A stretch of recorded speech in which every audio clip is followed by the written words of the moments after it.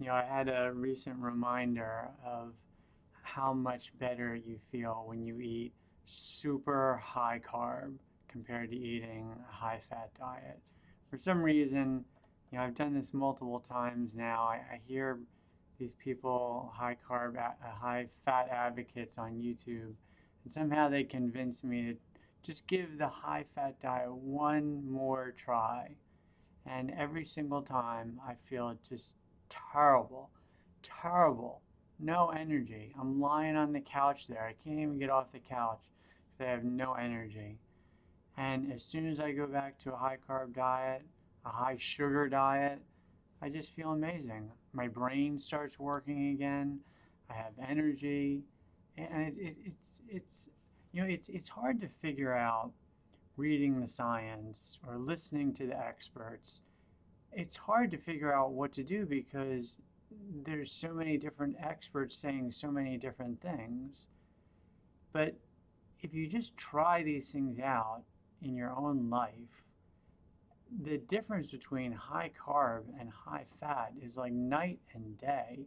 Your energy level with high carb and high table sugar, it's going to go through the roof. It's through the roof on high carb. And your brain function, it's incredible.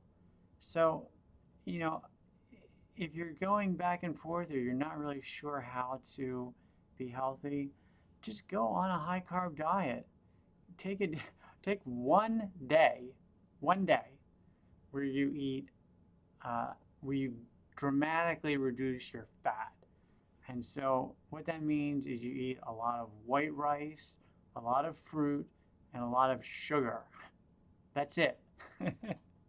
Nothing else. Nothing else is going to give you high carb. Everything else is going to have too much fat. And sweet potatoes are they're good too. White rice, fruit, definitely no avocado, and honey, table sugar, as much sugar as you could possibly want. Take a spoon and just spoon the sugar right into your mouth because your energy, it's gonna, if you've never done this, it's gonna be unbelievable because you'll have so much energy, including mental energy, compared to how you felt on the typical higher fat diet, which is just turning your blood into sludge. It's increasing the viscosity or the thickness of your blood. It's reducing the amount of oxygen that gets to your brain. As soon as you go to the high carb, high sugar diet, then your brain just starts functioning again like that. So I would suggest if you have any health issues, trying at least one day of super high carb, rice, potatoes, fruit, no avocados, no oils, no magical olive oil, and then include the sugar, honey, maple syrup, ad libitum as much as you want, and you'll be amazed. Now, I say all that with one big caveat, which is uh, iron, and this is it's kind of a positive and a negative because um, if you eat a lot of sugar, sugar will feed bacteria throughout your body, including your mouth, which causes cavities. But bacteria and viruses need more than just sugar. They also need iron. And if you, well, if you're eating a lot of meat, you're going to have very high levels of iron in your body.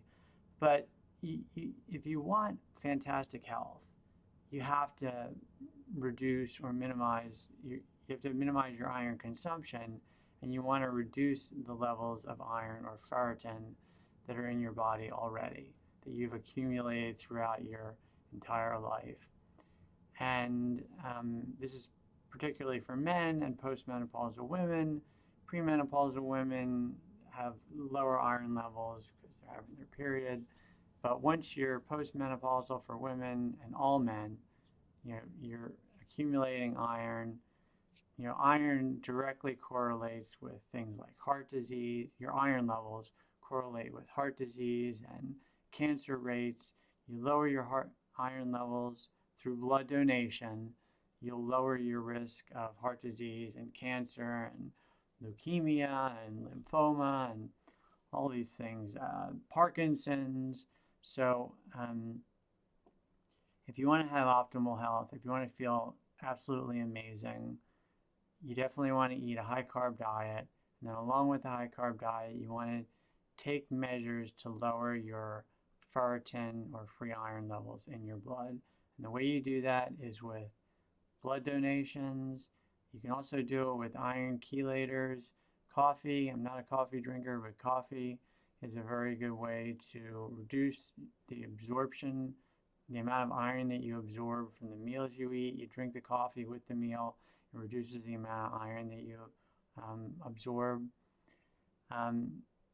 ECGC from green tea is another way that you can reduce iron. These are like iron chelators. They're things that bind with free iron in your body and allow you to excrete the iron.